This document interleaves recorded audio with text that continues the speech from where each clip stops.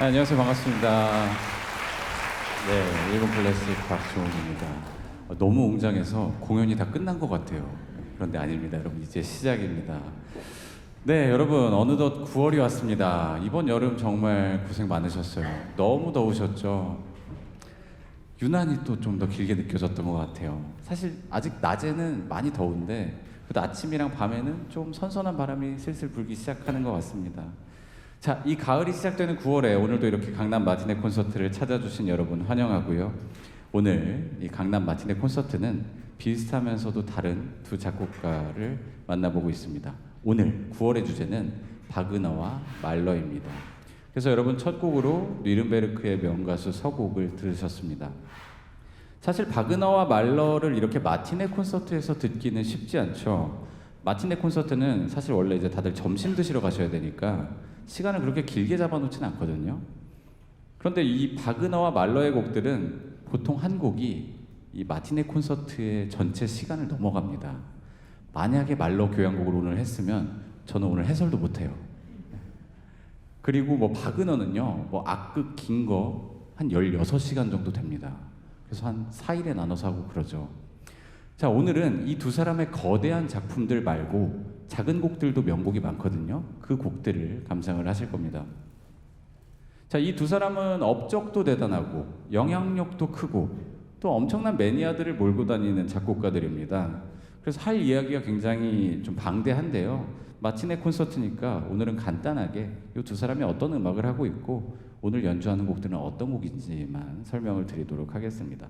자, 이 두 작곡가를 간단히 이야기하면, 아주 간단하게 이야기를 하면 바그너는요, 오페라와 종합예술입니다. 그리고 말러는 교향곡이랑 가곡이에요. 바그너는요, 정말 위대한 작곡가인데 특이한 게 사실상 철학가라고 이야기해도 될 정도의 작곡가입니다. 그러니까 이 사람한테는 음악을 작곡하는데 철학이 도움이 됐다기보다는 자기 철학을 표현하는데 음악이 사용되는 것 같은 그런 느낌이에요. 그래서 바그너에 대해 공부하다 보면 굉장히 어렵습니다. 그런데 하나 확실한 거는 본인이 원하는 확실한 음악적 이상향이 있었다는 거죠. 자, 이 사람의 이론 자체가 뭐냐면 종합예술이라는 걸 살짝 말씀드려야 되는데요. 바그너는 종합예술을 추구합니다.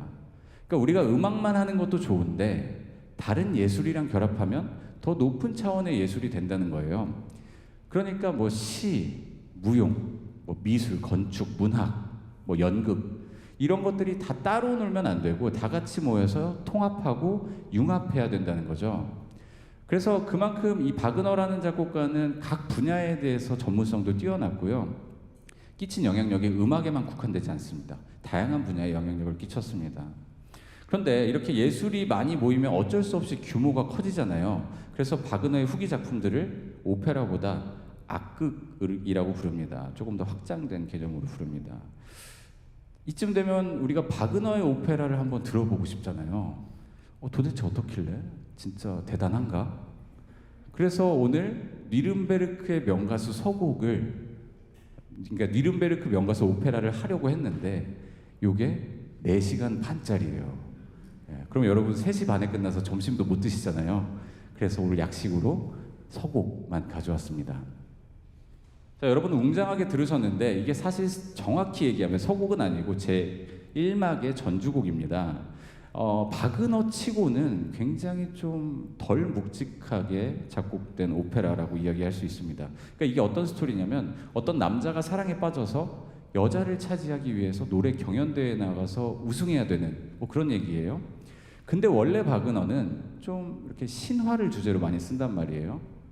그러니까 신화를 통해서 인간을 이해할 수 있고 또 삶의 중요한 문제들이 담겨 있다고 생각을 했기 때문에 신화를 많이 쓰는데 이 오페라는 신화를 소재로 쓴 것도 아니고 상대적으로 가볍고 즐거운 분위기로 흘러갔습니다. 물론 뭐 세부적으로 봤을 때 담긴 건 정말 많지만 바그너 치고는 조금 그래도 경량이 좀 가벼운 그런 오페라라고 할 수 있습니다. 그래서 여러분 느끼셨겠지만 이 전주곡도 굉장히 즐겁고 경쾌한 정말 노래 경연 축제가 펼쳐지는 것처럼 흘러갔을 거예요. 그리고 전주곡이지만 서곡처럼 여러분 뭐 지나가다 선율 몇 개 들으셨을 텐데요. 이 오페라의 주요 선율들도 등장을 하고요. 그리고 또 앞으로 펼쳐질 갈등을 살짝 예고하기도 했습니다. 그러니까 4시간 반짜리의 이야기가 시작되는 맨 처음, 그러니까 본격적인 스토리가 시작되기 전에 이 오페라의 분위기를 짐작해 볼 수 있는 곡이 이 제1막 전주곡이었습니다. 자, 그리고 이제 저희가 앞으로 연주할 곡은 지크프리트 목가라는 곡입니다. 지크프리트 목가. 제목이 좀 특이하죠? 목가는 아시죠? 목가. 목가가 이제 뜻이 뭐냐면 뭐 자연이라든지 농촌, 전원생활 뭐 이런 걸 주제로 한 게 목가라고 합니다. 자, 그런데 지크프리트는 뭐지? 지크프리트? 지크프리트가 바그너의 아들 이름입니다. 그러니까 예를 들어 저희 아버지가 작곡을 했다고 치면 박종욱 목가라고 작곡을 한 거예요. 근데 바그너는요, 그 우리가 아는 그 유명한 프란츠 리스트의 딸 코지마라는 사람이랑 결혼을 합니다. 그 지그프리트는 코지마랑 바그너 사이에서 탄생한 아들이에요. 자, 그런데 그 코지마가 원래는 자기 제자의 와이프였어요. 예. 그러니까 사정이 어떻든 좀 불륜을 통해서 결혼을 한 거죠. 당연히 축복받는 결혼은 아니었고요. 이게 음악계에서 꽤 유명한 스토리인데 좀 지저분합니다. 그런데 이제 그 지저분한 얘기들이 다 끝나갈 때쯤 아들 지크프리트를 출산을 했고요. 그리고 그 1년 뒤에 이 둘이 정식으로 법적으로 결혼을 합니다. 그 해에 아내의 생일 선물로 준 곡이 이 지크프리트 목가입니다. 그 스토리가 굉장히 좀 로맨틱합니다. 생일이 12월 24일 크리스마스 이브래요. 근데 생일을 보통 그 다음 날, 크리스마스 당일날 챙긴다는 거죠. 이 곡을 어떻게 선물을 했냐면 아침 7시 반에 아내랑 이렇게 다 자고 있을 때 1층에서 2층으로 올라가는 계단에서 연주자들이 대기하고 거기서 연주를 시작합니다. 그러니까 바그너가 깜짝 선물로 준 거라서 아내는 아무것도 모르고 있었어요. 그러니까 아무것도 모르니까 아, 이게 무슨 소리야, 어디서 뭔가 평온한 음악 소리가 들려오네 하면서 잠이 깼겠죠. 그때 딱 바그너가 이 곡의 악보를 딱 내밉니다. 예, 감동이죠. 이제 그제서야 이제 코지마는 이게 선물인 걸 깨닫고 당시에 굉장히 눈물을 흘리면서 큰 감동을 받았다고 전해지고 있습니다. 여러분 다 이 정도 되는 이벤트 받아보셨죠? 자, 그래서 가족들은 처음 이 곡을 들은 게 계단에서 연주할 때 들은 거잖아요. 그래서 계단의 음악이라고 부른다고 합니다.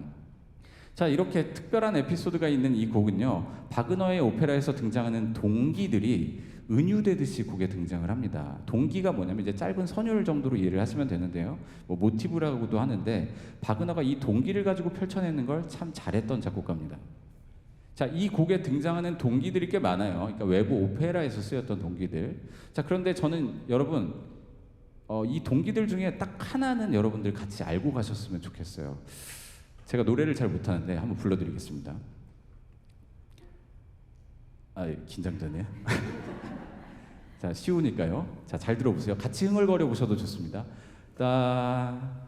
따다다다다다. 네, 이거예요. 못하죠? 네, 다시. 따다다다다다. 쉽죠? 자, 이게 개 이름으로 하면 뭐예요? 솔, 도레미파솔. 다 같이 한번 혹시 해볼까요? 시작. 솔, 도레미파솔. 야, 여러분 저보다 노래를 잘하시는 것 같은데. 자, 요게 바그너의 음악극 니벨룽의 반지 지크프리트 3막에 나오는 동기입니다. 그 오페라의 거의 마지막에 다른 걸 다 포기할 수 있는 사랑의 위대함을 노래하는 장면에서 쓰여요. 근데 이 동기가 곡 전반에 걸쳐서 틈틈이 등장을 합니다.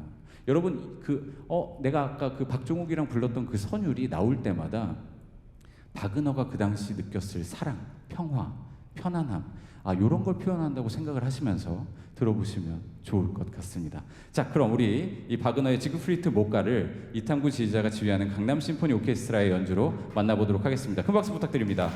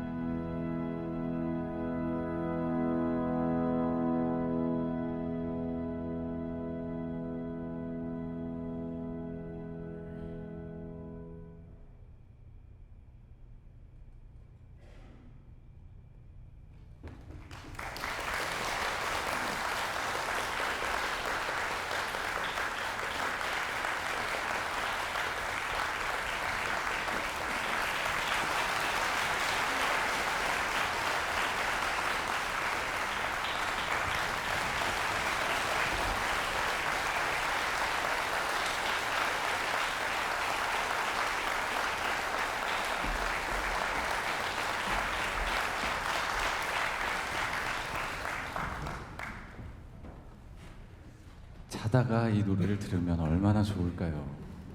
여러분, 제가 아까 왜 수치심을 참고 노래를 불러드렸는지 아시겠죠? 도레미파솔 계속 나오죠. 네, 바그너의 지크프리트 목가를 만나봤습니다. 이제 말러의 시간입니다.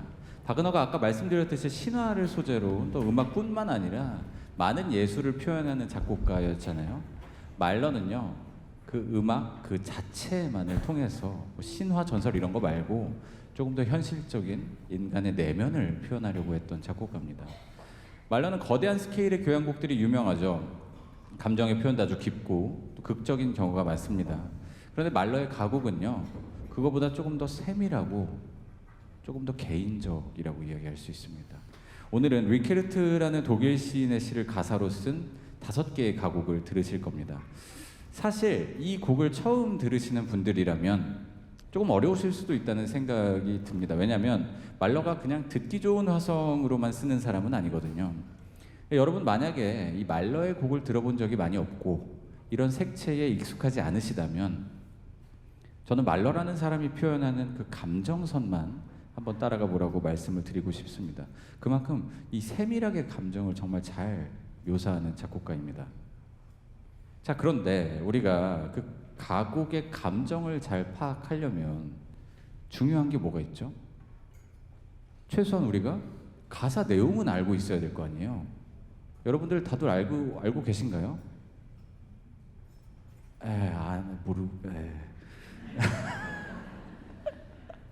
멋쩍. 네. 이게 독일어니까 생각보다 가사 내용을 모르고 들으시는 분들이 꽤 많으세요. 저도 그랬고요. 자, 제가 각 곡의 내용을 말씀드릴 겁니다. 그걸 잘 기억하셨다가 말러는 이 감정을 이렇게 표현했구나. 그런 걸 떠올리면서 들어보시면 좋을 것 같습니다. 자, 여러분 프로그램을 보셔도 되고요. 첫 곡은요, 나의 노래를 들여다보지 마세요입니다. 첫 번째로 연주할 곡이 나의 노래를 들여다보지 마세요입니다. 이게 무슨 내용이냐면 어떤 작곡가가 이야기를 하는 거예요. 이 노래를 다 짓기도 전에, 그러니까 완성하기도 전에 몰래 엿보지 좀 마. 나는 완성되기 전에 내 곡을 남들이 보면 좀 창피해. 뭐 이런 내용입니다.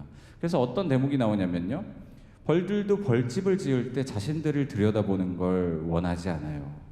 풍성한 꿀집이 햇빛의 모습을 드러냈을 때 당신께 처음으로 그 맛을 보여드릴게요. 뭐 이런 내용도 담겨 있습니다. 그러니까 기다려. 먼저 보려고 하지 말고 다 되면 내가 너한테 제일 먼저 보여줄게.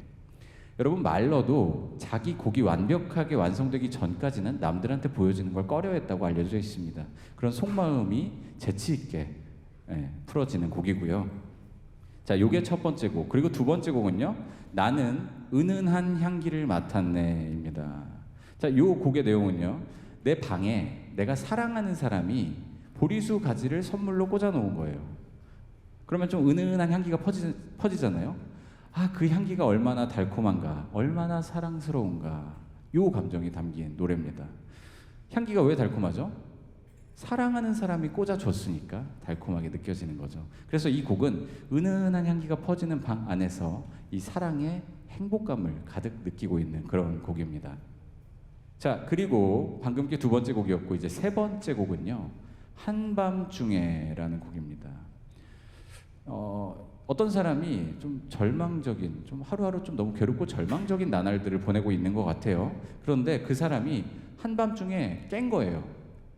그 풍경.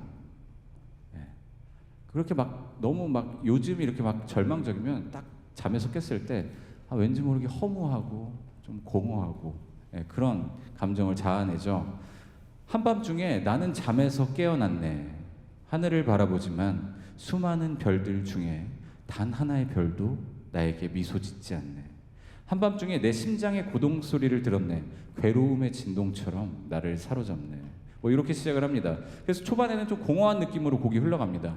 그런데 이 곡은 그냥 이렇게 흘러가지는 않고요, 누군가한테 의지하면서 끝이 납니다. 그게 누구냐면 절대적인 존재, 신한테 의지를 하면서 끝이 나요. 나의 힘으로는 그 고민을 풀지 못했어요. 한밤중에 나는 내 능력을 당신의 손에 맡깁니다. 삶과 죽음의 주님, 나를 지켜주세요. 이렇게 끝납니다. 자, 그래서 요 곡은, 요 세 번째 곡은 처음에는 좀 공허하고 좀 절망적이고 허무에 빠져 있는 분위기로 흘러가다가 마지막에는 이 신한테 의지하고 해결해 주기를 바라면서 웅장하게 끝나는 곡입니다. 요게 세 번째 곡. 자, 그리고 네 번째 곡은요. 아름다움 때문에 사랑한다면 이 제목입니다. 이거는 내용이 좀 간질간질합니다.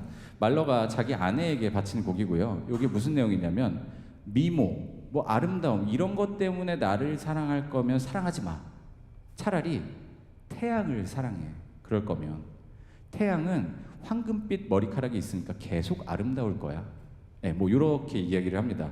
그러니까 외부적인 요인 있잖아요. 뭐 젊음이라든지 아름다움 이렇게 언젠가 변할 수 있는 것들 때문에 나를 사랑한다면 차라리 사랑하지 말라 이거죠. 그럴 거면 저 태양을 사랑해. 저 태양은 변하지 않고 계속 예쁠 거니까. 뭐 이렇게 비유를 하는 겁니다. 자, 그래서 이렇게 비유를 쭉 하다가요. 마지막에 이 네 번째 곡은 당신이 만약에 사랑 때문에 나를 사랑한다면 그러면 나를 사랑해 줘. 나도 영원히 사랑할게. 이렇게 이야기를 합니다. 그러니까 외부적인 어떤 변할 수 있는 거 말고 진정으로 나를 사랑한다면 나도 널 영원히 사랑한다. 뭐 이런 주제를 가지고 있는 곡입니다. 이 달콤함 느껴보시고요. 자, 그리고 이 5개의 가곡 중에서 가장 유명한 곡 나는 세상으로부터 잊혀졌다. 이거는 가사 내용을 한번 읽어드리겠습니다. 나는 세상으로부터 잊혔네. 내가 많은 세월을 허비하면서 보냈던 세상이지만 세상은 나에 대해 아무것도 모르니까 내가 죽은 줄 알겠지. 그래도 나는 상관없어. 정말 나는 세상에서 죽은 자나 다름이 없으니까. 이렇게 혼잡한 세상에서 나는 이미 죽었으니까 조용한 곳에서 평화를 누리면서 휴식할 거야. 나는 나만의 천국에서 나 홀로 살아간다네. 내 사랑 속에서, 내 노래 속에서. 일단 굉장히 고독한 화자입니다. 세상적인 것들을 위해서 내가 엄청난 노력을 하고 또 함께 하려고 했지만 그 세상으로부터 버림받았다는 거죠. 그래서 나는 세상에서 죽은 사람이고 잊혀진 사람이다. 뭐 이렇게 이야기를 하고 있습니다. 그런데 이 사람이 어디론가 가긴 해요. 어딜 가죠? 진정한 내면의 아름다움이 있는 곳. 어떤 거? 뭐 사랑, 노래, 뭐 이런 것들. 그래서 여러분 이 곡의 마지막에는요. 우리 서선영 선생님께서 어떤 가사를 좀 길게 끄시면서 끝을 내실 거예요. My name him, in my name live, in my name lit. 이렇게 끝이 납니다. 제가 독일어도 잘 못합니다. 자, 다시 him, live, lit. 자, 이 단어들이 천국, 사랑, 노래 이런 단어들입니다. 말러가 이 단어들을 음악적으로 강조를 하기 위해 길게 끌면서 끝을 내고 있어요. 자, 평생 이방인으로 살았던 말러의 심경이 묻어나는 곡입니다. 여러분 이 곡이 유명한 게 또 뭐냐면 영화 헤어질 결심에 나왔던 말러의 교향곡 5번 사악장 아다지에토 다들 아시죠? 그 악장의 마지막에 이 노래의 선율이 차용됩니다. 그래서 아다지에토를 해석할 때 말러가 도대체 이 선율을 왜 썼을까? 이런 것들이 해석의 중요한 포인트 중 하나입니다. 자, 리케르트의 가곡 중에서 나는 세상에서 잊혀졌네가 그 동기가 어디 나온다고요? 말러의 교향곡 5번 사악장. 그런데 놀랍게도 9월 28일 예술의 전당 콘서트홀에서 열리는 강남 심포니 오케스트라 정기 연주회에서 이 교향곡 5번을 들을 수 있다고 합니다. 예, 물 흐르듯이 연결이 되는데요. 자, 궁금하신 분들은 가서 들어보셔도 좋을 것 같고요. 자, 이렇게 이 가사의 내용, 감정 뭐 온전히 느끼면서 들어보시고요. 들으셨다시피 굉장히 개인적이죠. 막 거창한 무언가보다는 우리가 살면서 한 번씩 마주치는 인간의 내면을 표현하고 있는 곡들입니다. 자, 이 가곡을 우리 소프라노 서선영 선생님께서 불러주실 겁니다. 차이콥스키 콩쿠르, 마리아 칼라스 그랑프리 국제 콩쿠르에서 모두 1위를 거머쥐신 명실상부 세계적인 소프라노시죠. 자, 그럼 우리 소프라노 서선영과 지휘자 이탐구가 지휘하는 강남 심포니 오케스트라 연주로 말러의 리케르트 가곡 들어보도록 하겠습니다. 큰 박수 부탁드립니다.